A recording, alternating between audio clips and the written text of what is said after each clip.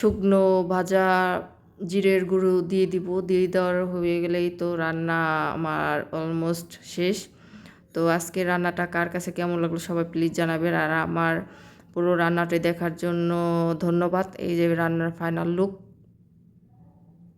আসসালামু আলাইকুম গাইস, আশা করি সবাই ভালো আছেন, আমিও ভালো আছি। আজকে নিয়েও একটি ব্লগ নিয়ে আপনাদের মাঝে চলে আসলাম। পুরো ভিডিওটি দেখার জন্য আমার সাথেই থাকবেন। এই তো চুলায় কড়াই বসিয়ে দিলাম, কড়াই বসানোর পর তেল বসিয়ে দিলাম। তেল দেওয়ার পরে তেল গরম হওয়ার পরে মাছটা দিয়ে দিতে আসছি ভাজার জন্য। তো আজকে কি রেসিপি রান্না করলাম, আজকে পোয়া মাছ দিয়ে আলু দিয়ে টমেটো দিয়ে রান্না করব, তাই ভাবলাম আপনাদের সাথে শেয়ার করি। এই তো মাছটি দেওয়ার পরে মাছটি উল্টিয়ে নিলাম, উল্টিয়ে নেওয়ার পরে ভালো করে ভেজে তুলে নিলাম। তুলে নেওয়ার পরে কড়াইতে পেঁয়াজ মরিচ কুচি দিয়ে দিলাম। পেঁয়াজ মরিচ কুচিটা দেওয়ার পরে ভালো করে নেড়ে মিশিয়ে নিব, ভাজবো ভালো করে যতক্ষণ তরি বাদামি কালার চলে না আসবে ততক্ষণ তরি ভেজে নিব। স্বাদ মতো লবণও দিয়ে দিব।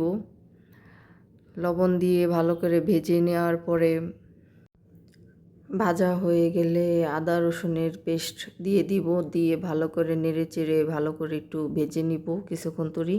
ভেজে নেওয়ার পরে পানি দিয়ে দিব। পানি দেওয়ার পরে হলুদ মরিচের গুঁড়িটা দিয়ে দিব। দিয়ে দেওয়ার পরে ভালো করে মিশিয়ে নিয়ে কষিয়ে নিব। কষানো হয়ে গেলে কেটে ধুয়ে রাখা আলুগুলি দিয়ে দিব। আলুগুলি দিয়ে ভালো করে মিশিয়ে নিয়ে ঢাকনা দিয়ে ঢেকে দিব।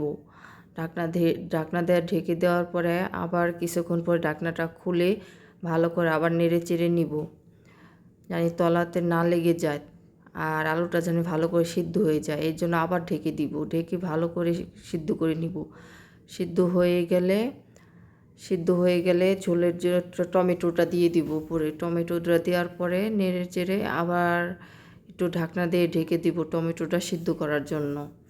টমেটোটা সিদ্ধ হয়ে গেলে ঢাকনা খুলে আবার ঝোলের জন্য পানি দিয়ে দিব। পানি দেওয়া হয়ে গেলে ঢাকনা দিয়ে একটু নেড়ে চেড়ে ঢাকনা দিয়ে ঢেকে দিব।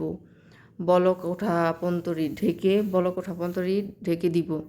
বলক উঠে গেলে একটু নেড়ে চেড়ে নিব। নেড়ে চেড়ে নেওয়ার পরে দেখব ভালো করে সিদ্ধ হয়ে গেছেন। তারপরে ভাজা মাছটা দিয়ে দিব। ভাজা মাছটা দেওয়ার পরে নেড়ে চেড়ে কিছুক্ষণ রাখবো। তারপরে শুকনো ভাজা জিরের গুঁড়ো দিয়ে দিব। দিয়ে দেওয়ার হয়ে গেলেই তো রান্না আমার অলমোস্ট শেষ। তো আজকে রান্নাটা কার কাছে কেমন লাগলো সবাই প্লিজ জানাবেন। আর আমার পুরো রান্নাটি দেখার জন্য ধন্যবাদ। এই যে রান্নার ফাইনাল লুক।